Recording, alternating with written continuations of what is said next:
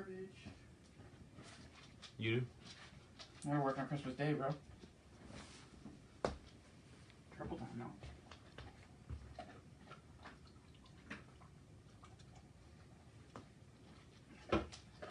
Well, almost. Because it's double time plus 8 hours holiday, so it's almost triple time. I won't get paid for the last 3, but when we start, we can answer that question first, so I don't have to pull your page up. There.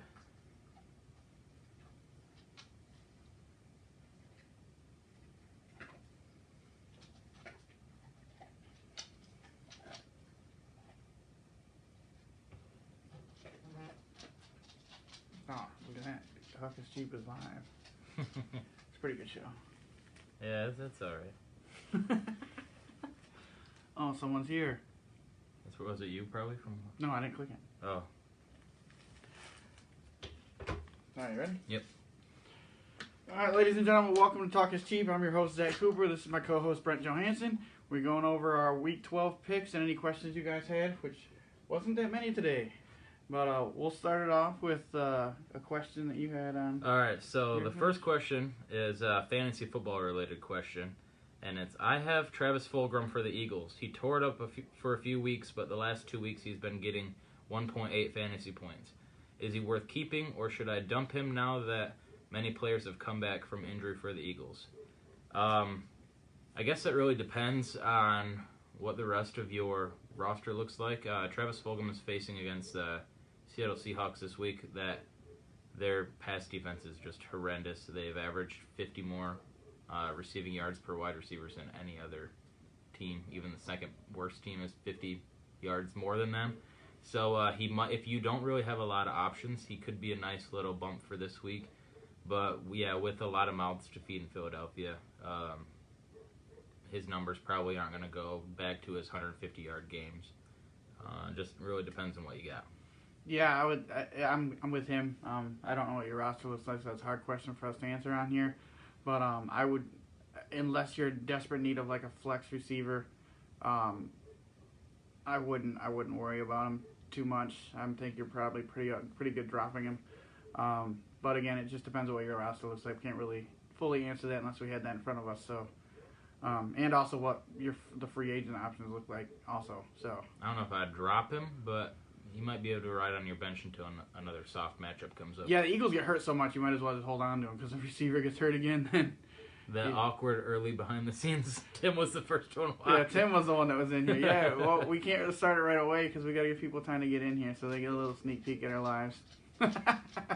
All right, who would win in a fight, Harbaugh or Vrabel? That's not really a football question. We don't usually go over that, but I would say Vrabel's like twice his size. So just on size alone, I would say that. Vrabel's whooping his ass, and he was a linebacker. Yeah, he was a linebacker. I think Harbaugh's probably pretty scrappy. He could probably beat up some dudes, but like the twice his size plus he played linebacker in the NFL. I'm not picking against Vrabel in any type of confrontation like that. I think it's very many. And he's got that mustache. Yeah, that's true. That's just an guys with mustaches don't lose fights. Two teams that will surprise everyone to sneak into the playoffs. Sorry, that was technically your question, but I'm sorry. You know, I just got done talking to Brent about this question before we went live. I don't think there's anybody that's outside the playoff picture that's going to make it. I would like to say the Vikings could because they have a soft schedule and they can make a run, but with them losing to Dallas, who knows if they're going to win every week or not. They could make a run, but I mean, the most obvious prediction would just be to say the teams that are in right now are going to make it. I think the Bears are the closest team to taking over Arizona there, but they're not going to make it because their offense stinks. And then in the AFC, it's a pretty big dogfight, but I just think the three best teams are the 5, 6, and 7 right now. The Ravens don't look like themselves, and now they're getting everybody sick. So, and the Dolphins just proved that. I mean, they're not all that great. If their defense don't show up to play hardcore, they're in some trouble. So, I mean, I don't really think. I think the teams that are in right now are the teams that are going to make it. I don't know which order. Some of them may flip division winners, but I think those are the 14 teams that are going to get in. Yeah, I agree with Coop on that. I think the Browns one is a little surprising because when they played most of the season without Chubb, and now they're out Odell for the whole year, and they're looking like they're going to end up taking a playoff spot. which that would be surprising to me because with those two big injuries, I would have never guessed that the Browns were going to make out. The Ravens were just going to get in the 5th seed and just walk in, but they're looking like they might not even be in consideration. And then in the NFC, really, it would shock me if any of the other NFC East teams made it in besides Philadelphia, but if Philadelphia plays like they played last week, then the Eagles don't deserve to be in there either. It's true. I was thinking of just wild card. I didn't even think that any of the NFC East teams could get in. Yeah. So it would be a shock if like the Dallas Cowboys made it in, but like, come on, it's the NFC East. Yeah, every team's within a half game of each other. Yeah. So, which is weird because after Thursday Night Football, there'll be a new divisional leader for the first time in like 4 weeks. Yeah, no, the winner of the Washington-Dallas game will technically be the leader. Is the temporary one unless the Eagles win beat Sunday. Seattle. But I mean, still for 3 days, they'll be the new leader. Go ahead. All right. So, will the Seahawks be 11-3 coming out of the next 4 games? I'm pulling up their schedule. I know in their next 4 games they have the Eagles, the Giants, the Jets, and the Washington football team. I believe that's in that order.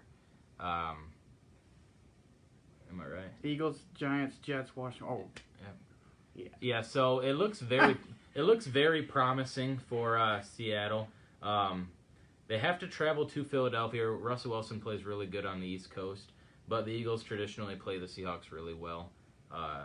So that one could be an interesting one. I know I probably sound like a homer saying that, but there's a reason why they're only giving the Seahawks like a -4 spread in that game, because there's a chance that something could spice up.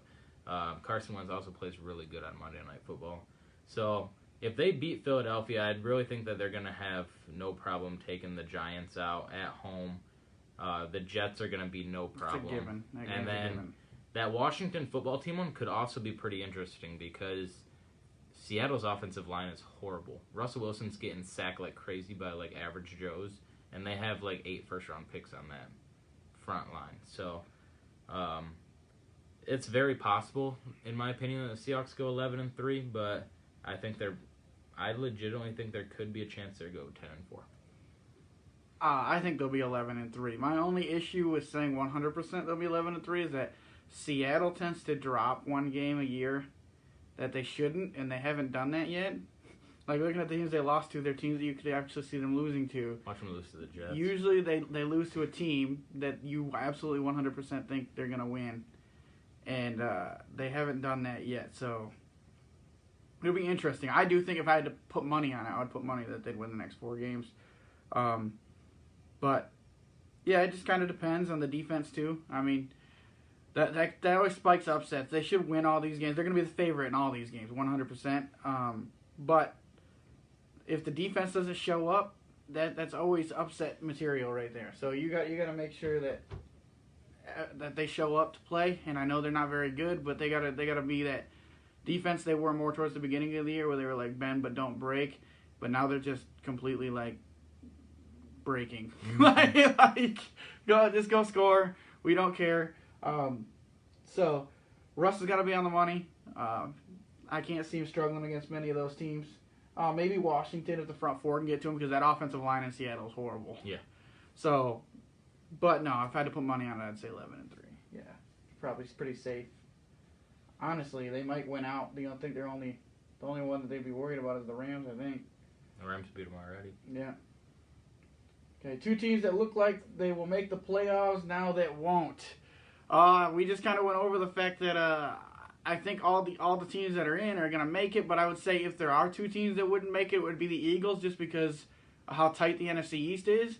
Everybody's within a half game. I mean, I would still personally pick the Eagles, but I think they would probably be pretty close to not making it. And probably the Browns, just because of the injuries that they've had. But again, I still see them making it as well. But if I had to pick 2 teams, those would probably be the ones that I would say wouldn't make it. Yeah, I'm going to have to say Eagles is one for me as well. Even though that division is absolute dog shit this year, it's a really close division, so all it takes is a loss here or there. The Eagles really could have, if the Eagles would have won their last 2 games, they pretty much would have guaranteed themselves a division win. They couldn't get it done. The other one, Miami Dolphins. They're not in. Well, they won't make it. They're not the 7th seed right now? No. They should be. Raiders are. Oh, well, I'm still going the Dolphins. Because they're right on the cusp there. They look like they could make the playoff run, but if they play like they played against Denver, that team's going to get knocked out of the hunt real fast. Facts.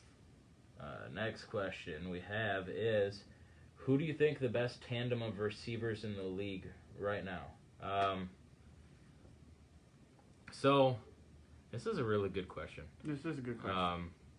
I'm going to have to, if we're including, like, the tight ends, I'm going to have to go with Tampa Bay, because Tampa Bay has Antonio Brown, Mike Evans, Chris Godwin. I know O.J. Howard's hurt, but Gronk is killing it. Cameron Brate's there, and just they have he didn't look like it this last game, but they have a great thrower throwing him the ball. There's a lot of weapons out there in Tampa, so I think they have the best receiver core. Yeah.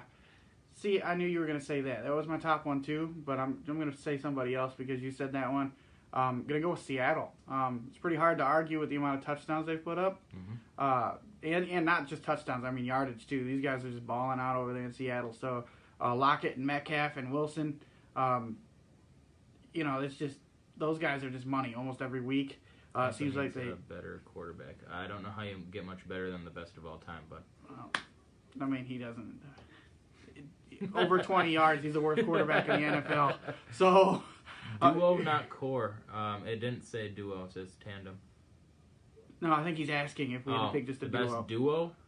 I'm taking the Vikings. If it's just duo, I'm taking the Vikings. If it's just the duo, I'm going Seattle because it's one or two. I'm taking my guys because I knew you probably were going to take Seattle. So yeah, or Travis Fulgham and whoever else you put on the other side. I'm not co-signing that. Seattle and Minnesota are probably 1-2 in that category. I would say Tampa, but Godwin hasn't been the same this year, so it was a 1-2 tandem. Can't throw past 20 yards. Okay. Yeah, we just said that too. So, fuck the Packers. What say you? Yeah, fuck the Packers. Fuck the Packers. But I told you in your reply you're gonna hate what I'm gonna say today. But I'm pulling for the Packers this week, and I never pull for the Packers. Okay, but the Bears are in front of Minnesota by a game at 5-5, fighting with Arizona and them for the wild card. So I just need them to lose. So for 1 week, go Pack, go. Let's go. All right. Did the Colts really win that game, or did the Packers simply lose that game? The Colts won that game. When you have that lead that the Packers had on the Colts, I think at one point they were up, 14? Twice they were. 21-7, 28-14. Yeah. And you let Phillip Rivers come back and beat you? Granted, the Packers lost the game based off MVS's fumble. But the Colts were playing like they wanted it more. Even Griffin, a Packers fan, Colts won. And like anyone that watches this podcast knows, I rarely talk shit about the Packers except for the fuck the Packers thing. The Packers are a really good football team, but the Colts wanted that game more than the Packers did, and you could tell based on the way that they were able to come back from the adversity multiple times, and then in the final moments of the game, punching that ball out. So, Jeff, I know that you love the Packers, but the Packers were not the better team that day. Yeah, no, I don't think they deserve to win that game. I'm not just saying that because I'm not a Packers guy, because I've on this podcast given the Packers plenty of credit. So that's not how it is, but like they shot them. They did shoot themselves in the foot a couple times, but every team does that. The Colts made the plays when they needed to make the plays, and that's just how it was. Yeah, MVS fumbled, but they came in there and they busted the ball out. They did what they had to do. So it's got to be the Colts that won the game. Saying Brady is the best ever only by rings is ridiculous. I never said by the rings, so have a good one, man. Look at his stats. I don't like Brady either, but nobody said that. So yeah, okay. Next one. Well, the Washington football team win division with 6 or 7 wins. I would have to break down every team's schedule from here on out. I think the Giants got a pretty given win this weekend, so it might take more than 6 wins to win the division. I don't know how many games left. 5. We're in week 11 or week 12 now, so yeah. After this week, they'll be. 12, 13, 14, Yeah. 15, 16. Okay. Yeah, they're probably 7. 7 wins will probably win this division. Was Washington going to win the division? My pick is still Philly, but it's definitely very possible. So I think, any of these teams really have a shot. It kind of just looks like I'd have to break down each team's schedule. I definitely think they have a shot. Alex Smith's starting to play better ball now. I think he's starting to knock some of the rust off a little bit from not playing for 16 years. So, it's definitely possible. I'd have to break it down. I know the Giants are going to win this weekend. Cincinnati was bad enough without Burrow. Now they're putting Brandon Allen as quarterback, so you might as well just chalk that up for them. So, yeah, the NFC East teams are going to need to win this weekend, too, because the Giants pretty much got one handed to them. Yeah. So, will Washington football team win the division with 6 or 7 wins? I don't think they'll win it with 6. I think 7. I think whatever one gets to 7 first is probably going to be the one that wins. I think ultimately what is going to decide the winner of that division is that tie that happened between the Eagles and the Bengals. I think because the Eagles have that half-game advantage, that's really going to give them a benefit. It's a benefit and a curse because if you don't make the playoffs, you're probably going to get a top 10 pick. If you make the playoffs, you're guaranteed to be, 18, 19? Yeah, at least, yeah. 14 teams, so, 18 is the lowest you could be. Yeah, so you probably pick top 10 or pick 18. I know anything can happen in the playoffs, but I don't think the 7-9 Seahawks beat the 13-3 Saints one year. That was crazy. I don't think Washington football team will win the division, though. Next question. That's the last one because the other one is a college. Yeah, we don't do college questions here. Sorry, I know it's one that you probably really want answered. If you want to DM me, I don't. So, and I have actual statistics. Colin Cowherd broke down for like an hour on a show one time to prove why. But I think I know we're not supposed to talk about college football, but I think now that they have a quarterback change, things could be different there. It definitely could. I think that guy should have started from the beginning. That guy looked real good. Okay. All right, so to our picks now. We haven't seen each other from now on, so we have a bet now, right? So we haven't seen each other's picks beforehand now. So this is going to be new. Oh, I don't think we've told the fans what's at stake for the final episode. So do you want to tell them? Yeah. Okay. So Brent and I bet $100. We're tied going into this week, or last week. We bet $100, and then the loser also has to eat one of the world's hottest chips, the Packy One Chip Challenge from this year, and then do the whole podcast with no drink or anything for the final podcast, the Super Bowl weekend podcast. So it's going to be great. You don't want to miss it. Coop's going to be crying like a little baby at that final episode. I don't know. After last week, I now have a 2-game lead, so I have a little cushion. And so now we did this thing so we make sure that the first person who submits their picks doesn't have a disadvantage. We're going to do our picks live, and then we'll exchange our picks here without seeing them first. So, it makes it more fair now that we have something at stake here. Yeah, so Coop is ahead by 2 right now, so I need a pretty good week to start evening it back up. Even if I get 1 right now, I'll be fine. Right. All right, so we'll start with the first game, Houston at Detroit.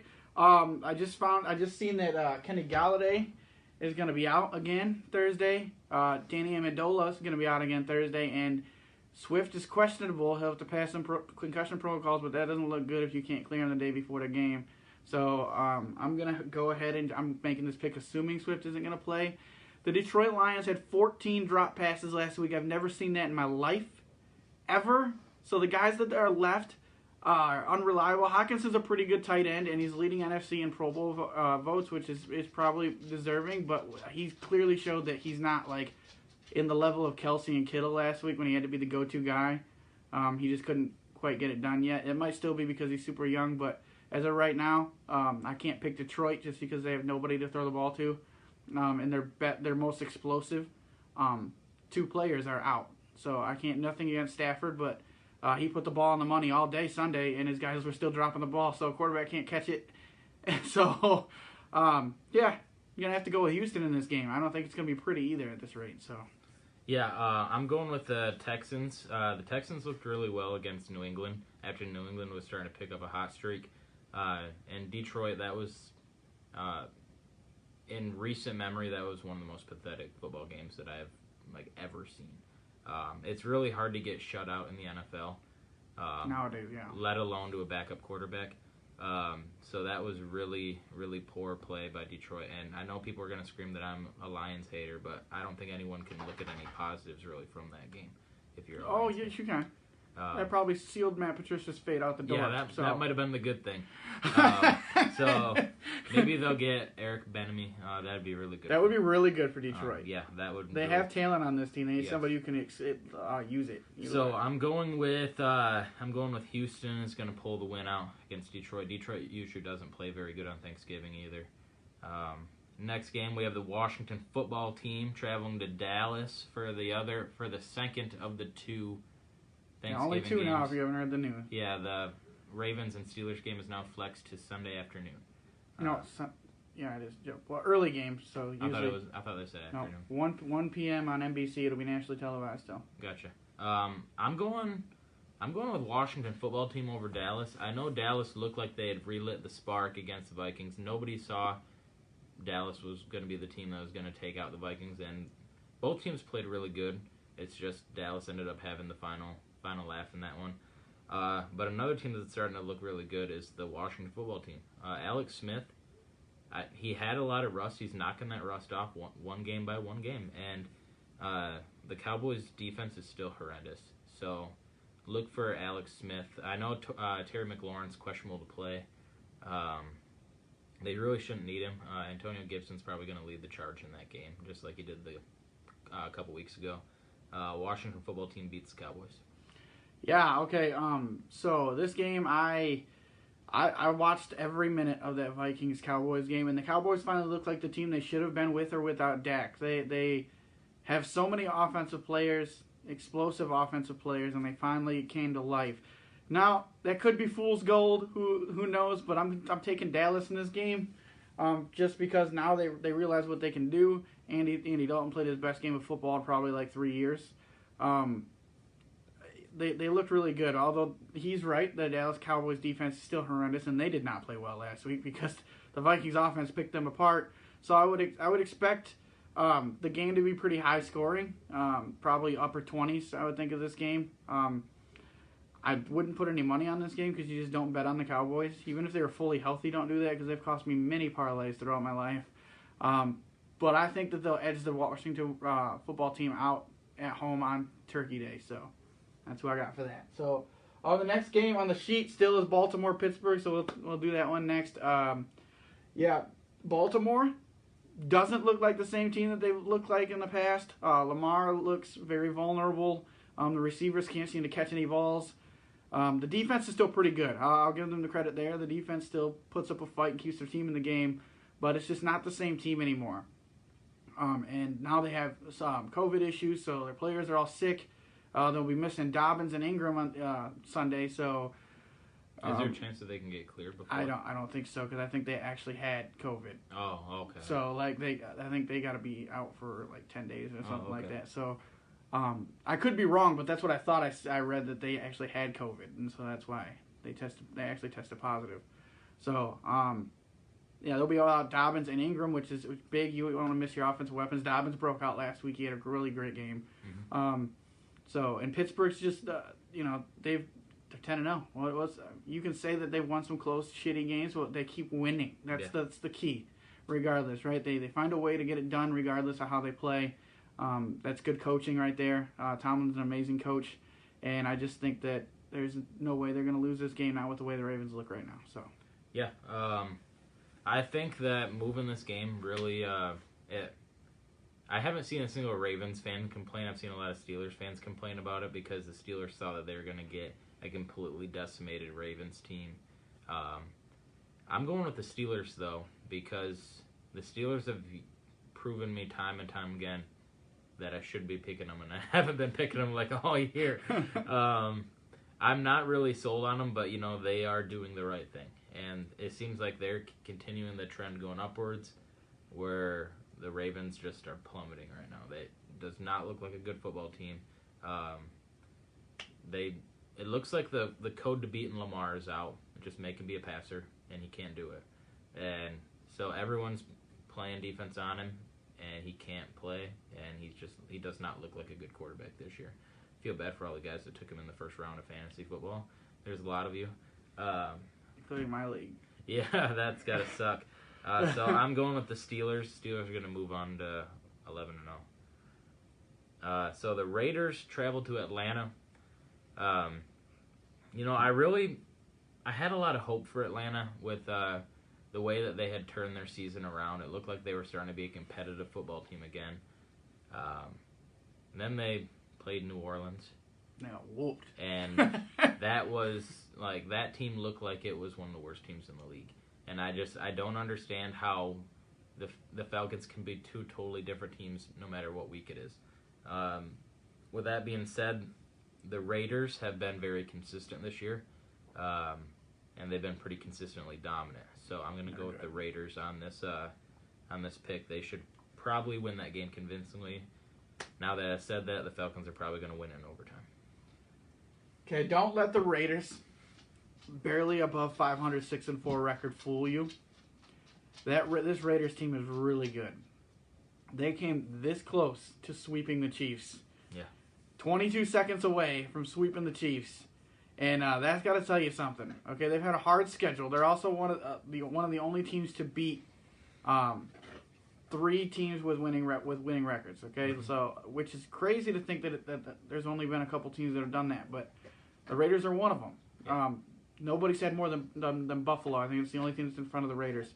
And they've consistently just put up fights, even in games that they lost. I don't care if you want to look at the Tampa Bay score; they were in that game. Mm-hmm. Until the final 8 minutes.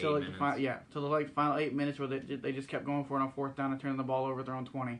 Yeah. So they were there. It was 24-20 at that point. So they were there. They beat Kansas City. They played Kansas City down to the wire another time. They beat New Orleans. They beat Cleveland. The team's proven that they're good. Gruden's got this team going in the right direction. Mm-hmm. Atlanta, on the other hand, super inconsistent. One week they look really good. Next week they look really bad. They can't put it all together. I do think that the coach who's coaching Atlanta right now has earned a spot to be the coach again, yes. Regardless of how the team finishes the season, just because of the spark he lit into that team. But it's that spark or not, especially after last week's performance, I can't pick Atlanta. The Raiders earned even more respect in my book, even in the loss last week. Yeah. So I think that team's for real. So I got Vegas on the road here against Atlanta. So next is Chargers, Buffalo. This is a really easy pick for me just because the Chargers just find ways to not do it. Okay, so lost to the Jets. Not to give Buffalo any credit here, but I'm literally just picking Buffalo because the Chargers don't win games. So it didn't really matter who they were playing at this point. They almost lost to the Jets last week. They won the game with 1 second left. That's when they put the game away to the Jets. Yeah.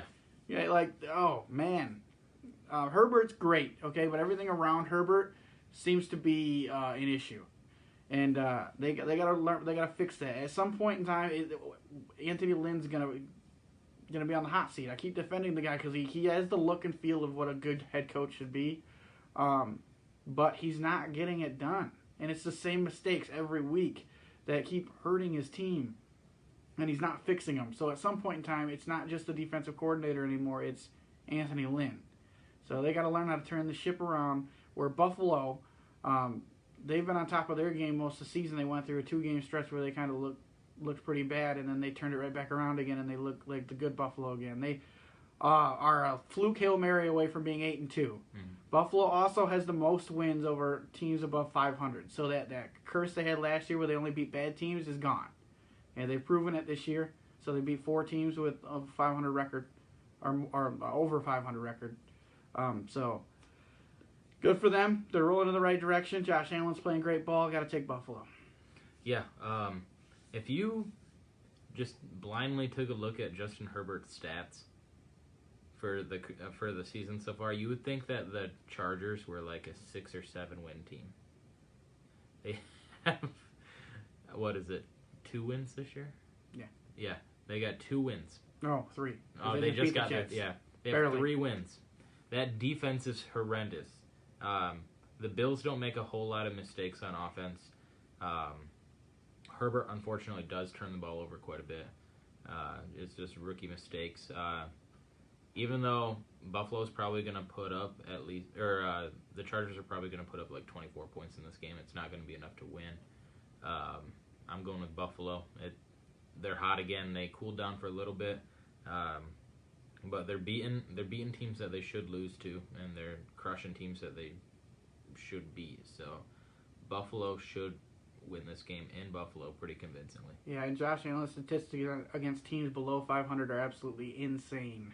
So, and Chargers fall in that category, so good luck.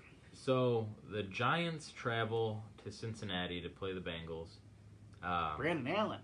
Yeah, and as soon as Joe Burrow went down, so did every chance that I was going to pick the Bengals to win a football game and pick them this year. That team looked completely lost and lifeless without Joe Burrow, which definitely tells testament to how he was doing in the Rookie of the Year race, because he didn't have the stats as Herbert, but that team was horrible without Burrow on there against the Washington football team. So with that being said, I think the Giants have just a freebie. Giants should win this game before halftime. Yeah, I'm going to take the Giants as well. Again, I don't think Brandon Allen has the capabilities to be a starting NFL quarterback, and so that's what he's going to have to do. The Giants have looked a lot better the last few weeks. So I'm just saying the one team is starting to excel. Now the other team just kind of lost a quarterback, and they're going right into the dirt. I've now fallen off the Zach Taylor might be a good head coach train. I think the dude's horrible. Just the way he manages his team and the decisions he makes is absolutely awful. Like, there's no reason in hell Finley shouldn't be starting this game. Right. Like, there's no way in hell. But apparently the guy doesn't know anything. So Bengals need to get rid of him, and they have a lot of young talent, and they should start to excel. But the rest of the season is a wash for them. So yeah. Giants should win a pretty convincing game, in my opinion. So, especially with the way that Daniel Jones played a lot better since he tripped on the field against Philadelphia. Yeah. Tennessee at Indy. Okay, the rematch. Okay, Indy coming off some huge wins. They beat Tennessee 2 weeks ago. They beat Green Bay. It's super hard to sweep good teams in this league. So I'm gonna take Tennessee in this game because Indy beat them the first time. And I think these two teams are pretty evenly matched, and they're fighting for first place in the division. I think Indy's got the defense, Tennessee's got the offense. It's going to be a really close game, I think. Last time, Tennessee made some mistakes that pulled the game away, but they controlled the whole first half of that game. And then the second half, they just fell apart.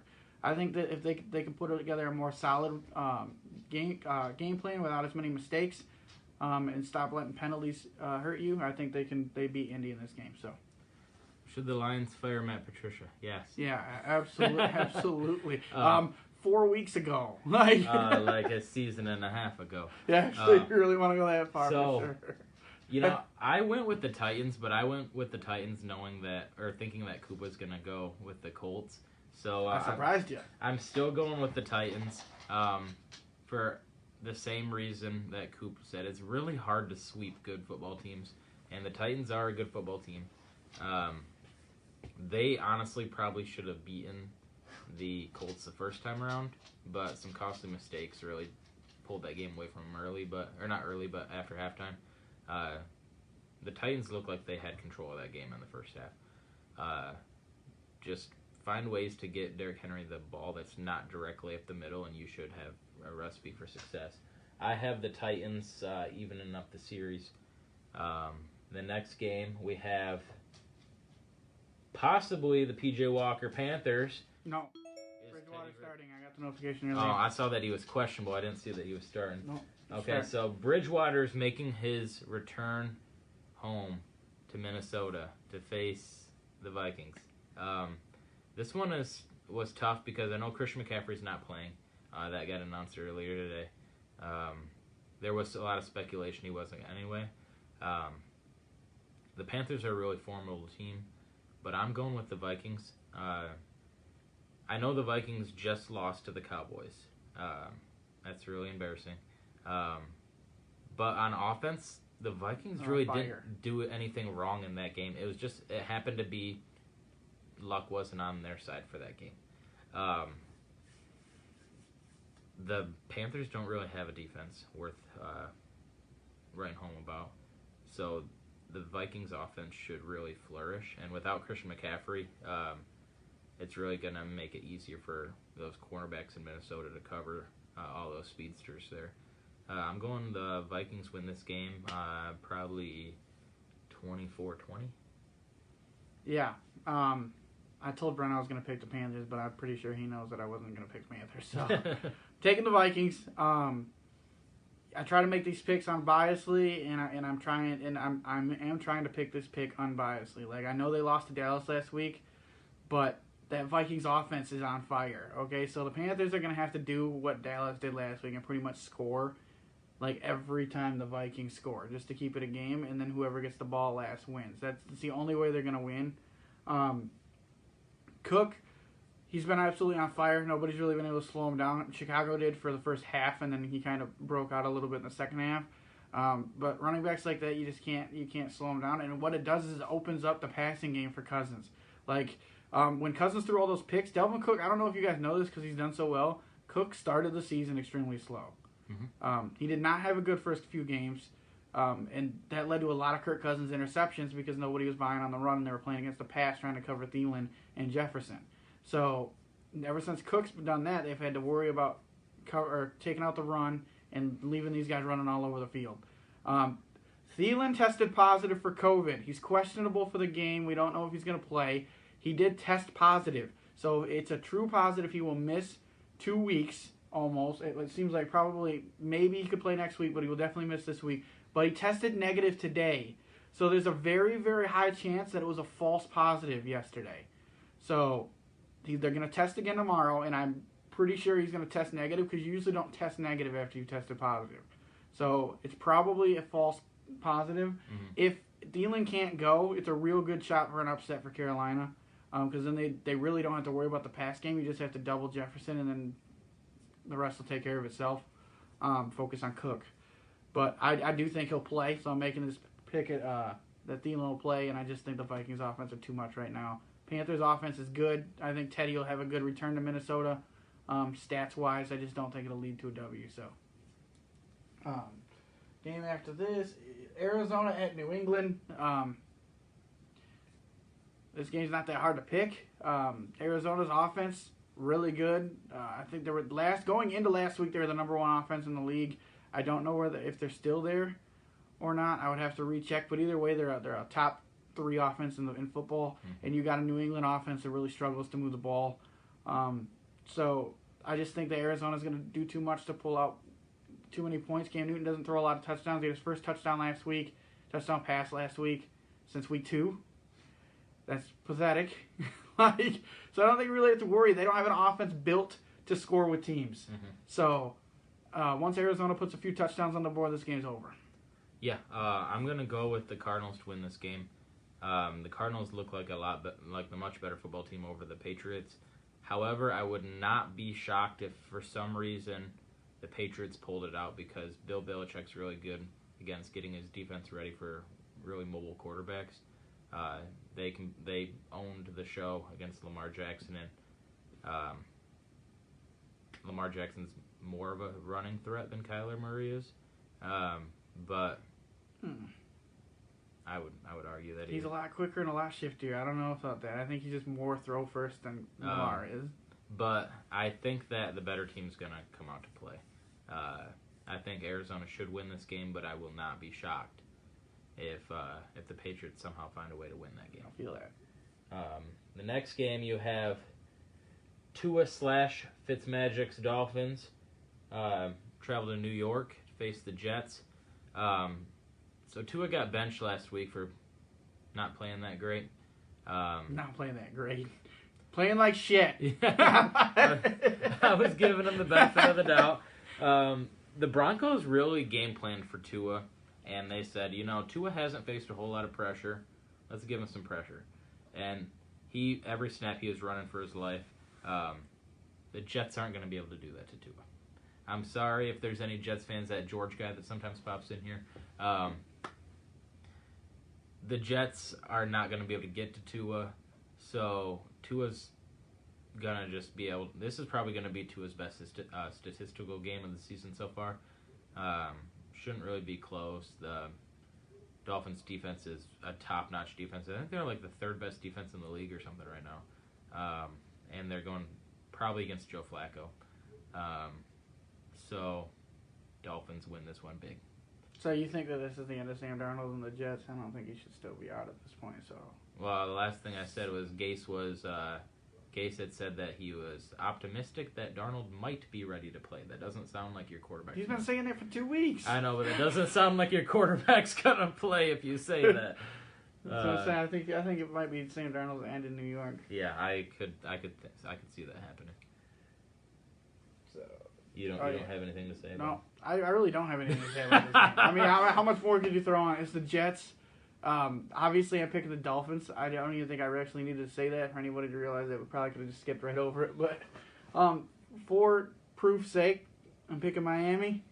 I don't care who starts at quarterback. I'm pretty sure it's going to be Tua. I think they said he's getting his job back, but I know he's got a thumb injury or something. I feel like anytime a quarterback gets benched, he has some kind of hurt thing. But the coach already said it had nothing to do with injury, and he got benched for being shitty. Yeah. So he literally called him out. But yeah, I got to go with Miami. It doesn't matter if the water boy's starting at quarterback. I would even take Brucey from the longest yard. Brucey's time to shine. But all right, so we got Cleveland at Jacksonville with Mike Glennon starting at quarterback for Jacksonville. I don't understand these decisions that get made. Luton was terrible last week, so I mean, absolutely terrible. Yeah, but he had a couple good performances. Every quarterback has bad days. I do agree with that. I mean, the guy's a rookie. I really do think he should have got another start, but I mean, you definitely can't dismiss his performance from last week because it was bad.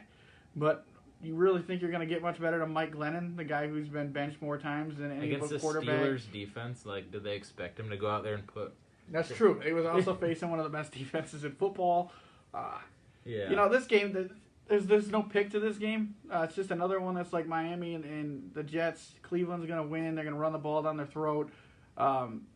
Baker hasn't looked that great since OBJ's been back, but they haven't really made him do much either. So, to be fair, it's not really on Baker. They've just been very conservative with the ball.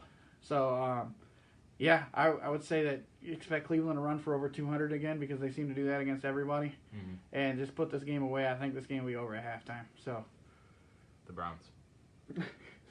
So the Saints travel to Denver. This one was a little harder for me to pick than you would think because the Broncos on paper are a beaten team. They're just so hurt.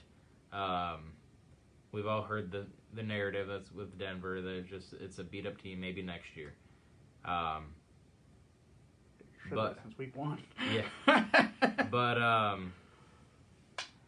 and Taysom Hill looked relatively solid. He was serviceable for the Saints. I thought there was going to be a lot of read options and a lot of designed runs. There wasn't as many as I thought there was going to be. He, for the most part, stayed as a typical quarterback in the pocket, which was surprising. But I'm gonna go with the Saints.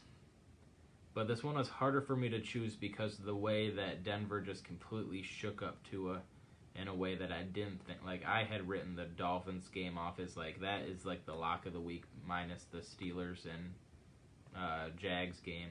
I thought there was no way the Dolphins were going to lose, and they were never. There was never a point in that game where I thought the Dolphins were going to win that game. I'm going with the Saints. They got the hot hand, but I would not be shocked if Could be a trap game. Yeah, I would not be shocked if Denver finds a way to get inside Taysom Hill's head and shakes it up. Yeah, I'm going to go with the Saints because even if the Broncos plan for Taysom and take Taysom... Skins win division or 6 or 7. Yeah, we covered that already. That was his question. Yeah, you were late. We did say if they get to 7, they could win the division. But we both have the Eagles winning the division. But if they get to 7, they'll win the division. I'm telling you that now if they win 7 games. So, if that answers your question. Yes, kind of. So, yeah, New Orleans, that's where we're at. Yeah, so I think even if Denver plans to take him out, I don't think the leash on Taysom Hill... No, you're good. You're good, dude. Doesn't matter. You don't have to apologize. The leash on Taysom Hill is not going to be very long. If he starts to struggle and he starts to make mistakes, Winston will come in. I'm telling you that now. The leash isn't going to be long. They know they have a 30-touchdown quarterback sitting on the bench. So I feel like even if the game starts to go not the Saints' way, they'll change it up to somebody they're not playing for. So, and I think that's Sean Payton's plan all along. You think? That's an interesting thought process. I absolutely think there was no need for him to do it last week because Taysom was playing fine, but I absolutely think he's prepared for this. Yes. I mean, it makes a lot of sense, but I think Taysom, the good, the bad, the ugly, will play in that game because they want to see how he can handle adversity. But they could, but with number one, I mean, they're trying to get that number one seed. I don't think they're going to take too many mistakes. I really don't. Breeze will be back for the playoffs, so. Oh, you're good, bro. Go ahead, drive. You don't need to listen to us while you're driving. We'll watch later. So yeah, I take New Orleans in this game, and again, like Brent said, could have upset written on it, but I can't pick against the Saints. They, no matter how many teams come up against them, they seem to find a way. Yeah, they find a way to win. So, San Francisco at the Rams. This game's no longer as interesting as it could be. San Francisco's got everybody on their roster in the hospital. Yep. So the Rams are playing good football. Good football. That defense is good. Okay, a few years ago it was the offense you feared from the Rams. Now it's the defense. Okay, like you do not want to play that defense. San Francisco is going to get eaten alive in this game. I think the Rams very convincingly. Yeah, I don't have a lot to say about this game. The Rams are just the much better team, is what it's going to come down to. And I know it's a divisional game, and usually divisional games are close. I don't think that'll be the case in this one. The Rams, I know that they only beat Tom Brady and the Bucs by 7, but anyone that watched that game, the Rams. They won by 3. I thought it was 27-24. Was it 3? I thought it was. No, okay, maybe okay. They only beat them by 3. It felt like they beat them by 21. They were in control the whole game. The Rams kicked the Buccaneers' ass. And I don't really think that the Rams are going to slow down this week. They're just going to punch the 49ers right in the mouth and keep it rolling. The Rams are fighting for that division right now, and they were the team that I figured were going to be at the bottom of the division at the start of the year. So they've been really surprising to me. I have the Rams winning this one pretty big. Yeah. So Kansas City travels down to Tampa. The current GOAT versus the all-time GOAT. Arguably. Well, it's hard to say Mahomes isn't the GOAT right now. Good save. So, this is going to be a really good matchup because this is going to be one of the best offenses in the league that looks like they can, no matter what, can find a way to win the game against one of the best defenses in the league that is just going to smash mouth the entire game. But I think, honestly, you would not be a very smart man if you were betting against Patrick Mahomes and the Chiefs. They just find ways to just get magical wins. I'm going with the Chiefs. Tampa Bay has proven to me that when they actually face teams of good competition, they falter under the pressure. Kansas City does not do that. Kansas City's going to win this game. Yeah, I think the Raiders are the only good team Tampa Bay's beat this year. Yeah. Yeah, I'm going to go the same way. If the Chiefs aren't playing the Raiders, Mahomes doesn't make any mistakes. So, I got to go with Kansas City. Mahomes looks invincible against everybody else. So, until Mahomes proves to me that there's teams that can figure him out, I can't bet against him because it's just John Gruden that seems to be getting to him. Other than that, I don't care what the defense is ranked, man. I just don't. Patrick Mahomes is on a whole nother level. Mm-hmm. So that offense is crazy.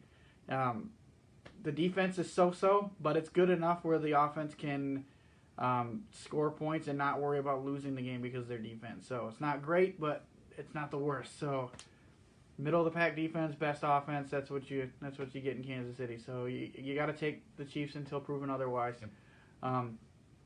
So I'm taking the Chiefs in that one. I do think it should be a decently competitive game. I don't think it's going to be like a Saints-Bucks type game here, but Mahomes over Brady right now at this point in their career. So Chicago at Green Bay. Like I said, one time only. Go Pack, go.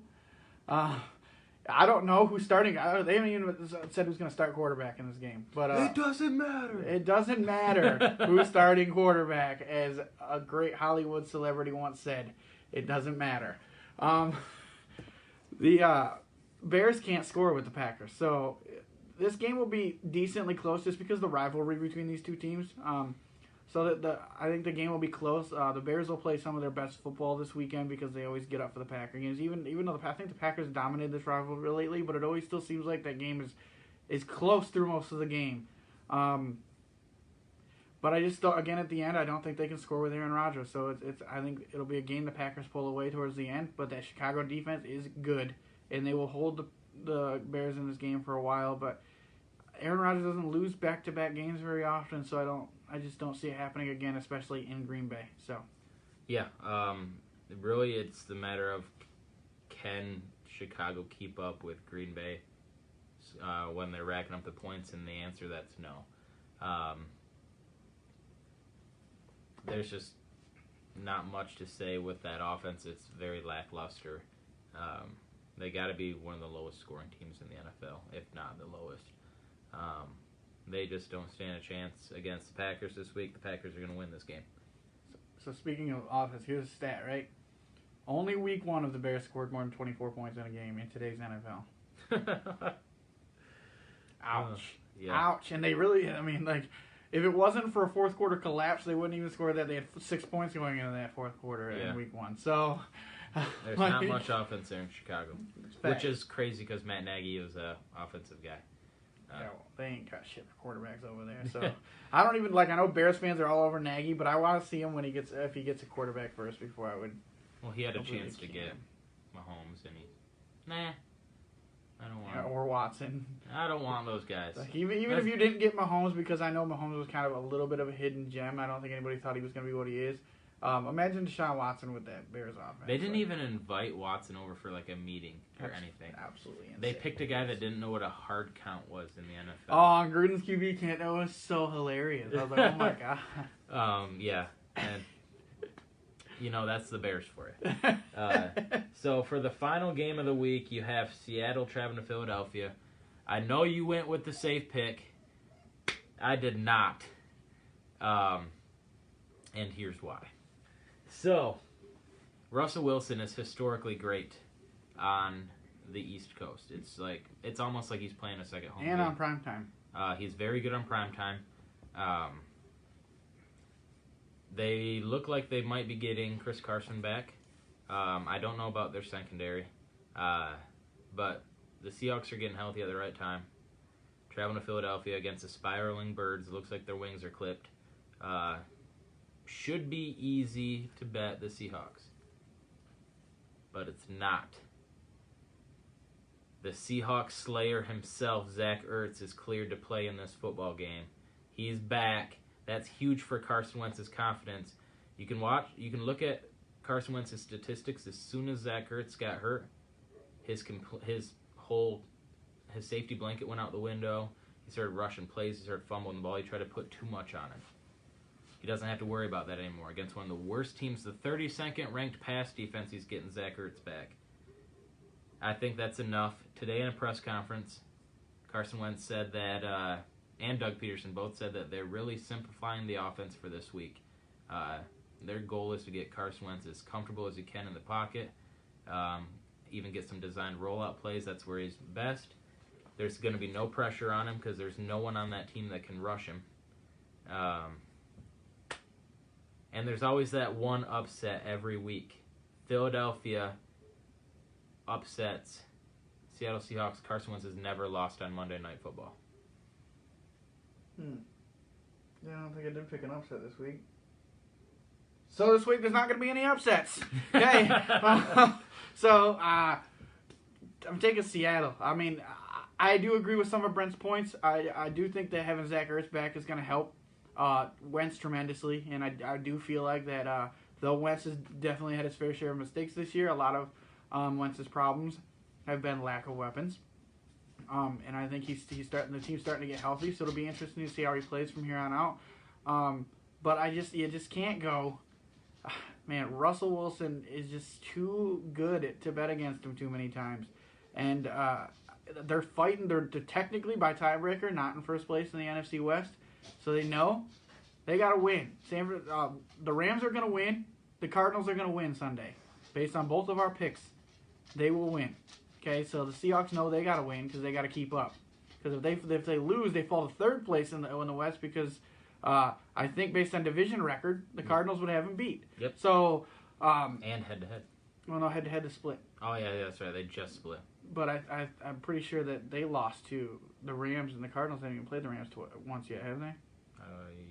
I think they played twice in the last 5 weeks, I think. But so based on division record, the Cardinals got them ahead. So the Seahawks got to win. So it's a must-win for the Seahawks. So I just think that all that, when Russell Wilson's got to win, he seems to be able to put the team on his shoulders. So I'm taking Seattle in Philadelphia for Monday night. So thank you guys for watching.